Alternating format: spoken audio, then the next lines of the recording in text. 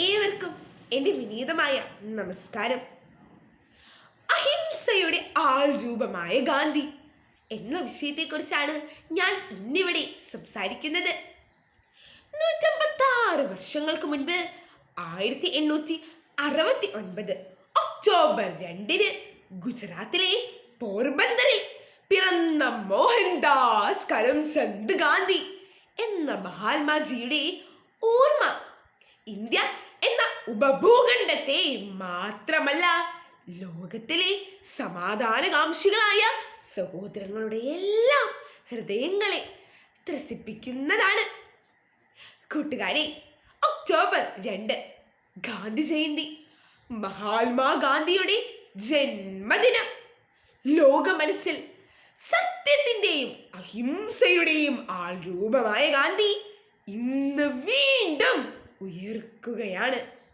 ജനകോടികളുടെ മനസ്സിൽ ഗാന്ധിസം എന്ന സമാധാന സന്ദേശവുമായി കാലം കാണാൻ കൊതിച്ചുറങ്ങിയ ഒരു സുന്ദര സ്വപ്നമായിരുന്നു ഗാന്ധി. രാജ്യഭരണം ആഭരണമണിയിച്ച ഇന്ത്യയുടെ ചരിത്രത്തിലെ നാട്ടുരാജ്യങ്ങളുടെ കലഹങ്ങൾക്കിടയിലൂടെ വ്യവസായ കണ്ണുമായി നുഴഞ്ഞു കയറിയ വിദേശ ശക്തികളെ അഹിംസയുടെ മാർഗത്തിലൂടെ ഇന്ത്യൻ മണ്ണിൽ നിന്നും തുരത്താൻ പിറവിയെടുത്ത പ്രവാചക ജന്മമായിരുന്നു ഗാന്ധി. നിങ്ങളെ ഞാൻ അക്രമം പഠിപ്പിക്കുകയില്ല, കാരണം അതിൽ ഞാൻ വിശ്വസിക്കുന്നില്ല.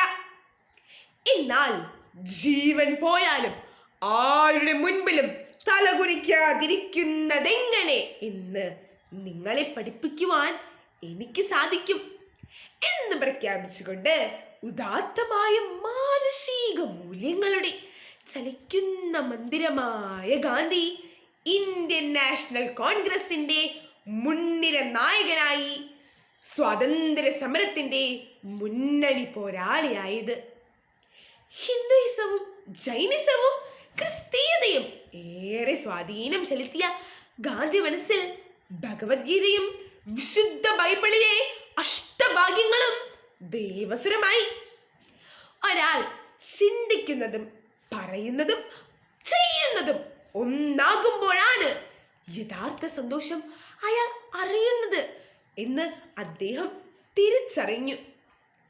മറ്റുള്ളവർക്ക് വേണ്ടി സേവനം ചെയ്ത് സ്വയം നഷ്ടപ്പെടുമ്പോഴാണ് നിങ്ങൾ നിങ്ങളെ തിരിച്ചറിയുന്നത് എന്ന ഗാന്ധി സൂക്തം അദ്ദേഹത്തിൻ്റെ ഹൃദയത്തിൽ നിന്നും ഊർന്നിറങ്ങിയതാണ്.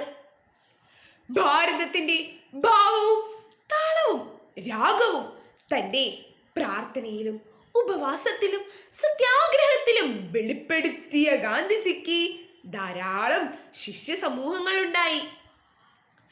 ആചാര്യ വിനോബ ഭാവെ, സർദാർ വല്ലഭായ് പട്ടേൽ, മീരാ ബഹൻ, നർഹരി പരീഖ്, രവിശങ്കർ വ്യാസ്, ഖാൻ അബ്ദുൽ ഖാഫർ ഖാൻ തുടങ്ങിയ പ്രമുഖന്മാർ ഗാന്ധിസത്തിന്റെ അധ്യാപകരായപ്പോൾ ഗാന്ധിജി കാലം രുചിച്ചറിഞ്ഞ ഇന്ത്യയുടെ ഉപ്പുരസമായി.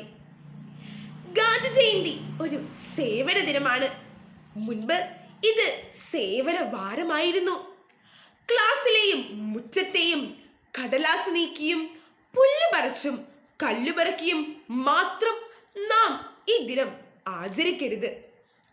ഭാരതീയന്റെ സാമൂഹ്യ വളർച്ചയുടെ വഴിയിൽ തടസ്സമായി കിടക്കുന്ന ഛിദ്രവാസനകളുടെയും മാലിന്യങ്ങളെ തൂത്തെറിയാൻ നമുക്ക് കഴിയണം. ഇന്ത്യ സ്വതന്ത്ര വഴിയിലൂടെ നടക്കട്ടെ. അതിനായി നമ്മുടെ ക്ലാസും സ്കൂളും പരിസരവുമെല്ലാം നമുക്ക് ലഹരി വിമുക്തമാക്കാം. നമ്മിലെ ദുശീലങ്ങളുടെയും ദുഷിച്ച മൂല്യങ്ങളുടെയും ജീർണിപ്പുകൾ തുടച്ചു നീക്കുന്നതിനും ഈ ഗാന്ധി ജയന്തി ദിനത്തിൽ നമുക്ക് തുടക്കമിടാം. ഏവർക്കും ഗാന്ധി ജയന്തി ആശംസകൾ നേരുന്നുകൊണ്ട് ഞാൻ എൻ്റെ വാക്കുകൾ ഉപസംഗ്രഹിക്കുന്നു. ഭാരത് മാതാ കി ജയ്.